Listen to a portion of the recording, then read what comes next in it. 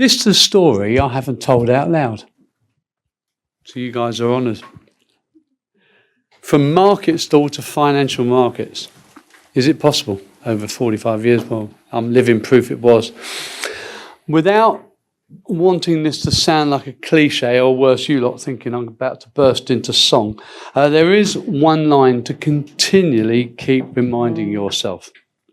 It's not where you start, it's where you finish. My family were working class, are working class, blue-collar workers with no university education whatsoever. I was smart at school, particularly good at maths, actually. But to be blunt, my family weren't not smart in the least. It's not me being insulting, I told them that. And so I had no idea where this maths talent of mine came from. I used to ask my family, am I adopted? I genuinely did. More on this one later. Stick around for the twist. But fundamentally, at school bored me, okay? I was only interested in making money, supporting Arsenal, having fun, and chasing girls. That was it. That was all I was interested in. I wasn't encouraged by my parents to study hard and aim for higher education. I was only encouraged to behave myself at school and stop being a nuisance. And I left as soon as I could. Now, I worked at the weekends for pin money, for market traders, who are the particular ones selling leather coats. He was the greatest salesman I've ever seen to this date, by the way. I left school with nothing to show for it. But with some, what turned out to be lifelong friends and some very funny memories. And I went straight into business. I fancied myself as a businessman. We didn't use the word entrepreneur, certainly in my circles. And with the little bit of funds that I had and I'd made over the market stalls, I bought an old van and I opened a market stall. I was ambitious, I was hard-working, I worked hard, I played hard, and I was strong and I fought my corner, so to speak. You had to be then. This was the 80s. Life on a marketplace was tough. But if you got the formula right, you could make money, real money. And in the 80s, it was far easier to borrow money today than it is today to meet your ambition. To cut a long story short, and you're going to hear this a few times today, by the age of 22, I had 4 shops, all in London, 2 vans on the road covering the markets all over the south of England. I was known with a successful business. I was turning over a decent amount of money, employing around 40 people. I was nominated for NatWest Young Businessman of the Year in 1982. And I had enough money to buy a decent flat, a decent car. Life was good. I wanted to progress. To cut another long story short. I wanted to progress to owning shops. It had more prestige and scope. But market traders made more money. Certainly initially, they had less expenses, less overheads, less taxes, leases, all of that. Because shop owners were more vulnerable to the taxman, even in those days. So many market traders didn't progress. And markets, as they were, really finished at the end of the 80s. As you know now, mostly they're food stalls. But that wasn't me. I wanted to progress. I wanted more. I wanted to wholesale.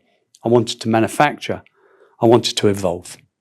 And I knew I was capable of more, and that was a concurrent theme throughout my life. So, cutting another long story short, and for reasons some outside of my control, by the age of 24, I found myself in debt. My business had gone pop. I was young, naive.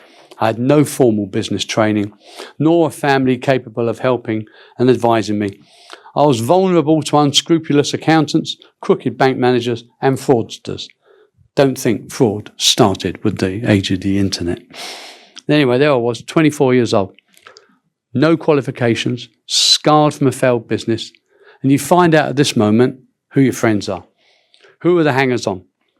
And what the hell was I going to do with the rest of my life? For the first time in my life, I was terrified. My family couldn't offer me any kind of financial parachute. It was up to me, sink or swim. Did I really want to go back to the market stalls, start all over again, in the freezing cold? Would I be able to get the credit to get the business off the ground again?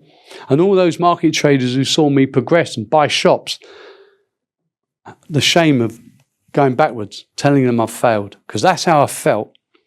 I wasn't sure I could cope with that. So I closed my shops, I let all my staff go, faced meetings with my creditors and my debts. It was an awful time, but life had to go on. In the following week, one of my old school friends, who also left school with nothing, took me for a drink after he heard what happened. I knew, from what he drove, he was doing rather well in the city. I told him about my business failure. He said, don't worry about it. I'll get you an interview at my place. Why don't you become a Eurobond broker? I said, that's great. What's a Eurobond? I have a lot of sympathy for young people today. I can hear you already thinking there's no chance that would happen for you in 2025. In those days, you could. But here's the thing, and this hasn't changed. Gift horses do come along in your life. The trick is knowing what one looks like. When your chance comes, grab it with both hands. Getting employed at JP Morgan these days, for example, would never happen that way. To get your CV onto the desk of the hiring manager, it's got to get through the algorithm that is designed to weed you out, call you out for being at the wrong school. So even getting into the pile of brilliant CVs is a feat in itself. Anyway, back to my interview as a Eurobond broker. Well, I got the job because I was brilliant. You know why? Because I could walk in a straight line after a 6-pint lunch, followed by an aggressive round of port and various other stickies. Honestly, I was qualified. And a game was played over lunch of how quickly I could turn a decimal into a fraction. Because all the brokerage was in decimals those days, but the prices were in fractions. How quickly could I subtract demand? And we were doing this in real time over lunch as the drinks were flowing. Turns out my math skills came in rather handy, even after a drink. Anyway, much to the anguish of the people in the restaurant and creating this live dealing room scene, I got the job and I was employed at Garban. They didn't want to know about my personal life. I'm not sure they even asked. I certainly didn't volunteer it. They didn't ask for a CV. No. So I buried it. I buried it for a long time. I never spoke about any of that. You look at me on LinkedIn today, my life starts in 1988, my first job at Garban. The years I've just spoken about don't exist. I buried it. I never spoke about my experience, my shame of failure, because that's how I saw it. My lifelong friends, by the way, get very angry at this point. They see my early life as a success in everything that I achieved, because it was quite remarkable. But I buried it. I was ashamed of it. So you are the first people to hear this story. Now I'm in a dealing room full of brokers. And it was aggressive. But actually, my ex-world as a market trader came to the fore. You see, as a market trader, you actually had to hold your own. All you cared about was your own business and making money. But you had to find a way to work with the other market traders around you. None of the public wanted to come to a market where everyone's fighting with each other. It's the same in the dealing room. All the traders were fighting over the best accounts, but it was the teams that made money. If you weren't a good team, the clients wouldn't deal with you. You had to be able to stand up for yourself, get the best accounts, and not get pushed around, and make yourself part of a winning team. No different. But this wasn't enough for me in the career I wanted and the senior roles that I've gone on to subsequently hold. There were plenty of good and successful brokers whose careers ended in the 80s and 90s because they got addicted to the money they were earning and they were incapable of evolving or simply not interested because they thought they were onto such a good thing. I soon realised that the majority of brokers I worked with had no idea what a Eurobond was, what they were actually buying and selling, the mechanics of the product. And the unwritten rule amongst brokers at the time was you could never be smarter than your clients. You earned more money than your clients. Everyone knew that, but you had to play dumb with them. So I focused in on all the clients that wanted to talk about the product. They were classers, nerds, swats. None of the brokers wanted to cover them because they weren't fun to go down the pub with, but I loved them. I went out for dinner with them. I listened to all their stories about how the product worked, and I learned. And I asked them what books I should read. And I did this in the background, of course, because it wasn't a popular thing to do. And my knowledge grew. Eventually, I changed markets from Eurobonds to government bonds. Doesn't sound very groundbreaking, but it was. Government traders were far more technical, looked at market fundamentals, not just credit. And my years of reading and befriending those people paid off. I was the one they wanted to speak to. I was a broker with knowledge.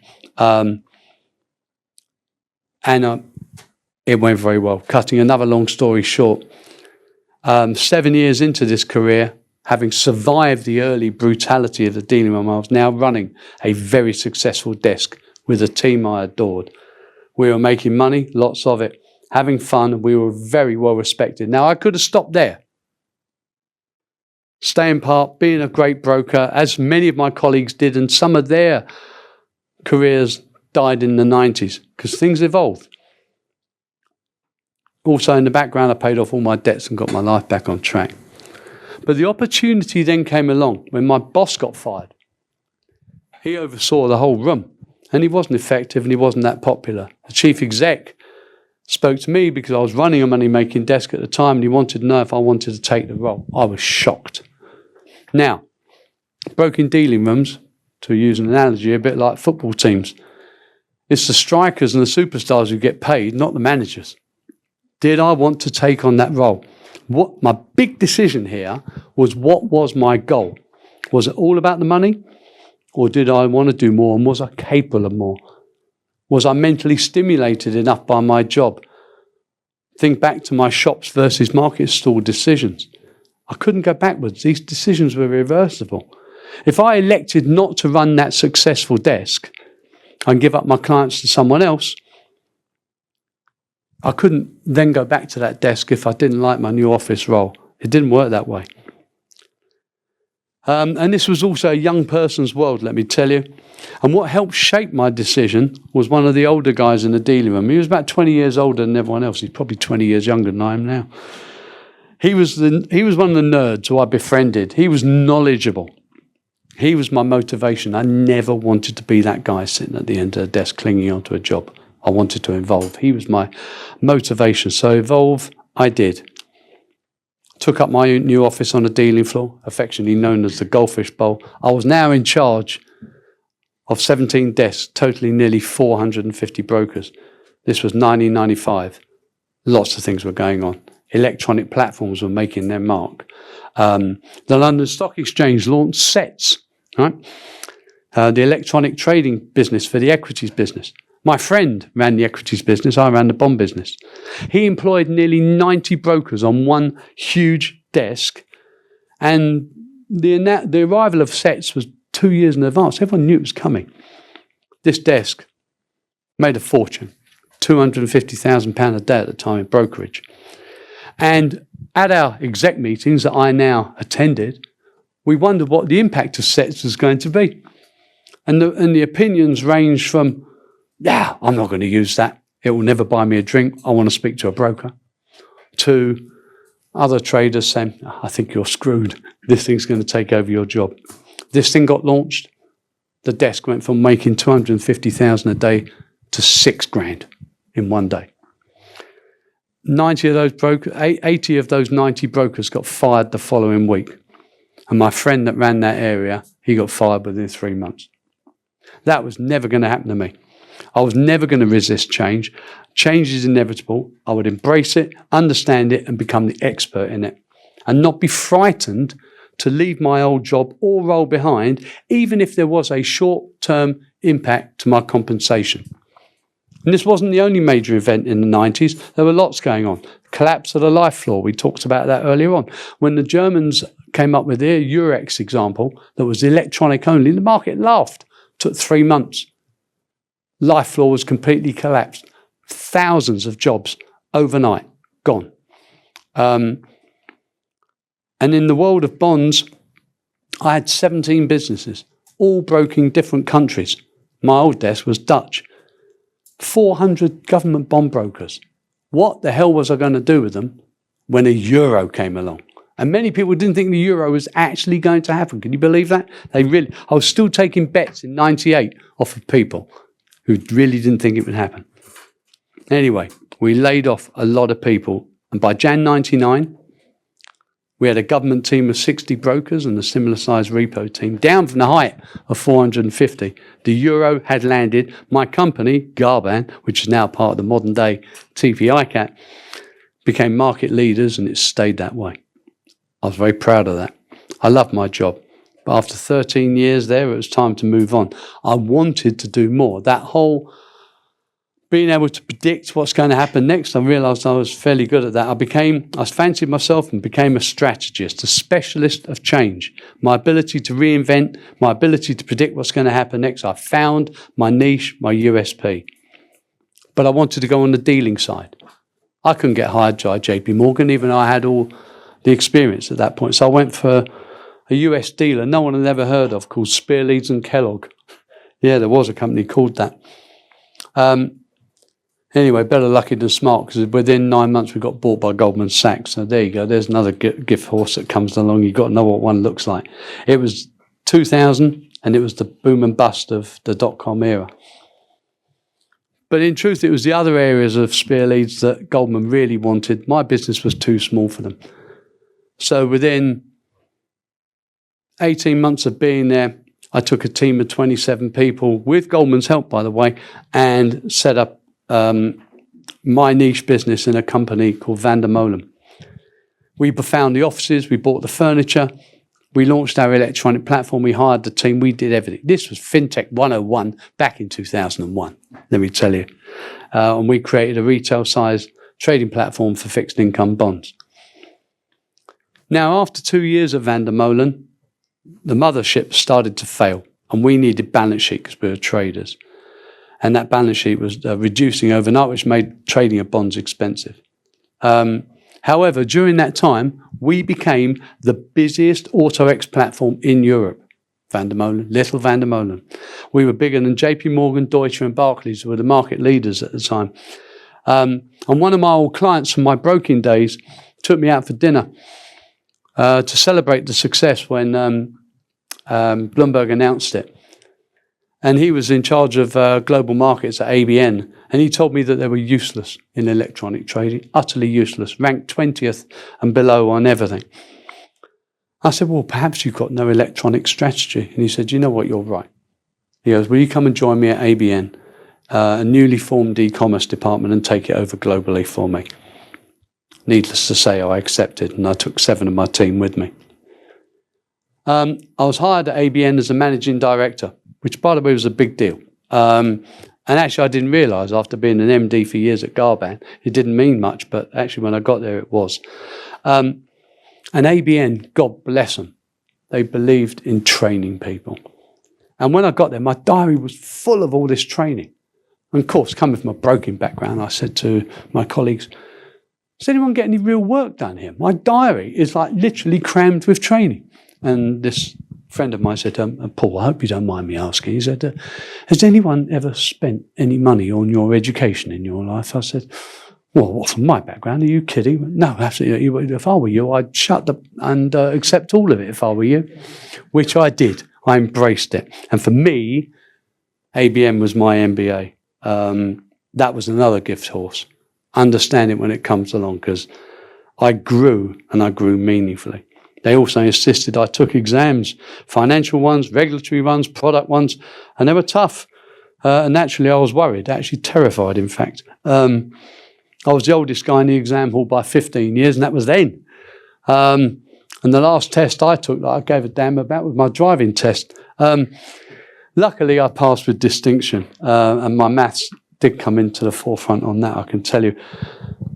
I asked questions. I mentioned this earlier on. It's my advice to everyone here. It is a superpower. It's underestimated by people. And assuming people know the answers to everything in the room is a mistake, a fallacy, and a myth. Forget it, because they don't. I became the global head of e-commerce. We were very successful, and we became one of the most powerful electronic trading banks in the world. I loved ABN AMRO, and if it hadn't been for RBS's ill-fated takeover of ABN AMRO, I'd probably still be there. And then I got a phone call from the boss of Tullett Prebon, the rival to ICAP. It's now TP ICAP, of course, and he told me they're electronically challenged. ICAP are far bigger than us, and he said he wanted to hire a CEO of electronic markets and information into newly formed board role. He said, but here's the problem. All the e-commerce experts reside at banks. And the problem with bankers is bankers don't understand how a brokerage works. And then there's you, Paul, who was born in a brokerage, went up all the way, went onto the dealing side, became a head of e-commerce at a bank. Congratulations, you find yourself in a hiring pool of one. Why don't you come across and have lunch with me and tell me how much I want to pay you? Now, that was a gift horse. I took a team of 7 people with me and grew their business and their data business meaningfully. It wasn't all plain sailing. It's a tough environment. I liked ABN AMRO far more, but this job paid me a lot more, I can tell you. I was also asked to run global IT. The question came up earlier on to me and Adam. How can you run technology without being able to code? I was put in charge of 550 people in IT within 48 hours of my arrival. And the reason for that, my boss said it's the biggest budget we have.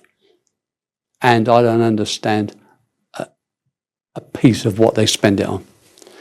So, because you've given me comfort that you've been able to run large businesses outside your comfort zone, I'm putting you in charge.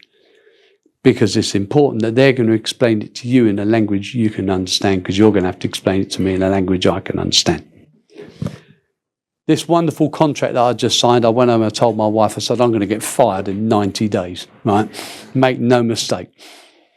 Actually, it was a master stroke. I've been running technology businesses ever since. I still can't code, but I can tell you now, I know what a good technology department looks like. I know the differences of the roles and responsibilities within IT. I wouldn't be doing the job I'm doing today if it hadn't been for that. It was a master stroke. So there was me, an e-commerce expert. That's what they called me. The market trader with no education, but I embraced change. I didn't run from it. I stayed at Tullet until 2016. I had a fantastic run there. It was very successful.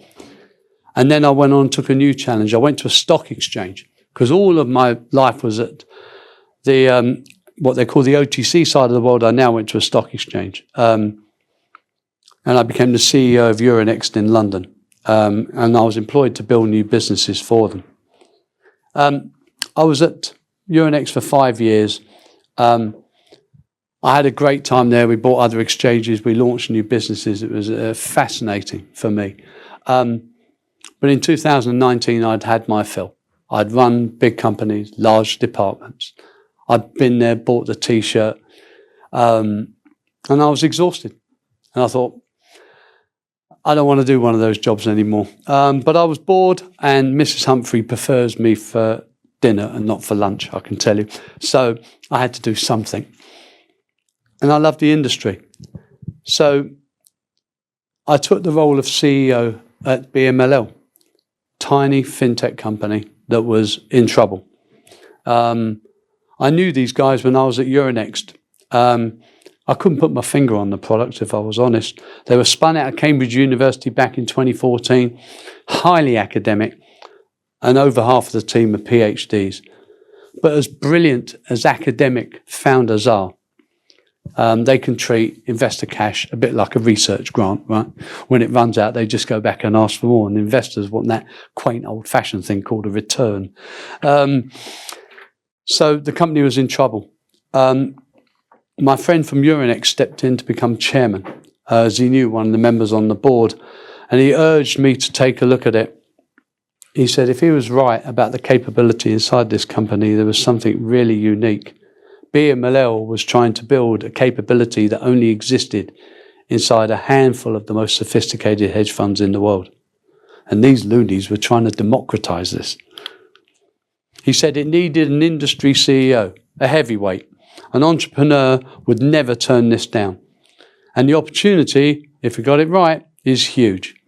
He also told me, for the avoidance of doubt, it would be the worst paid job I've had in 30 years. But I would love it.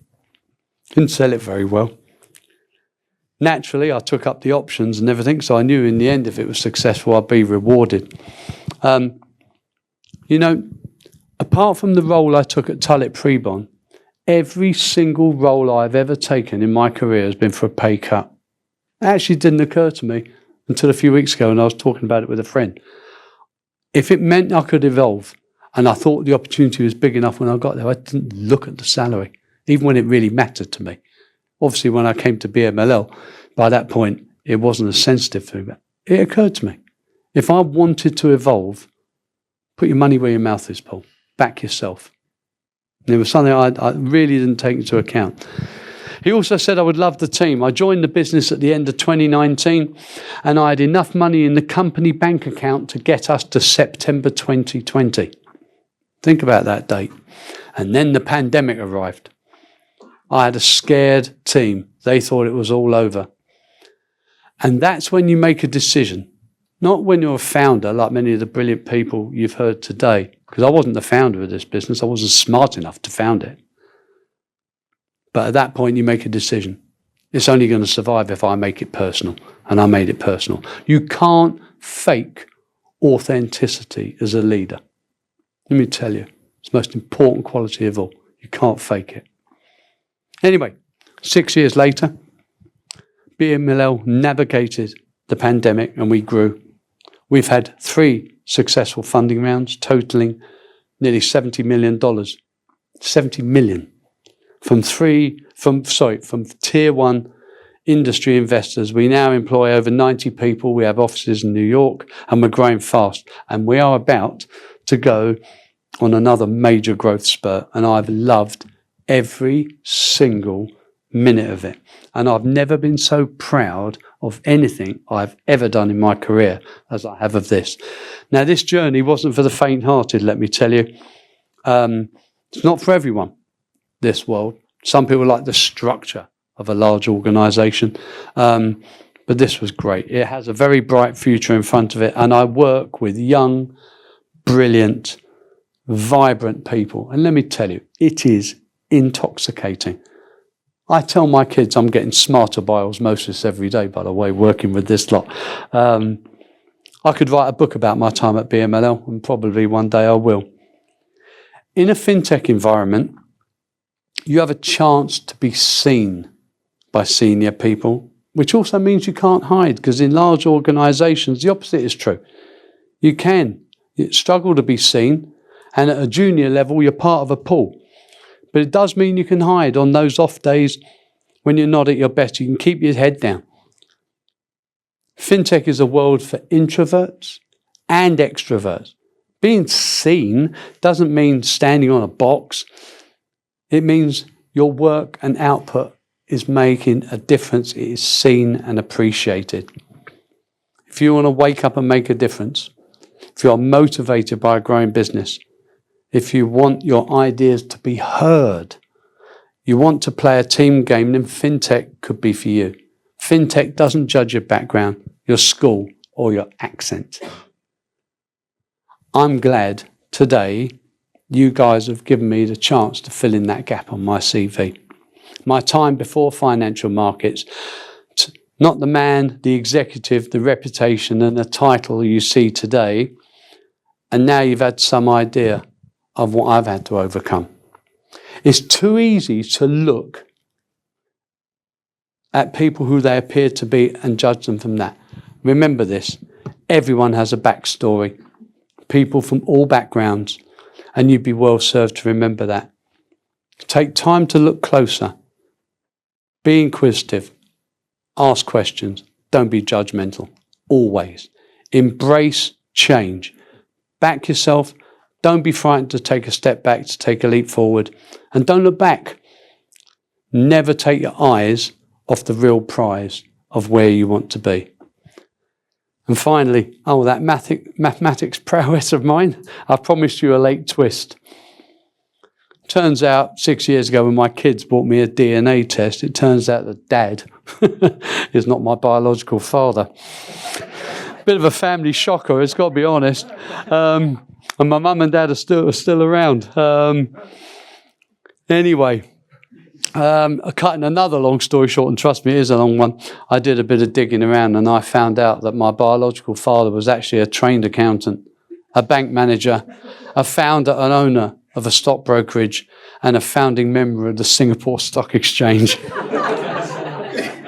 So for all my friends who've known me for many, many years, how the hell are you able to do what you do today? Well, now I know. Nature over nurture wins out every single time, girls and boys. It's not where you start, it's where you finish. And thank you all for letting me share this story with you.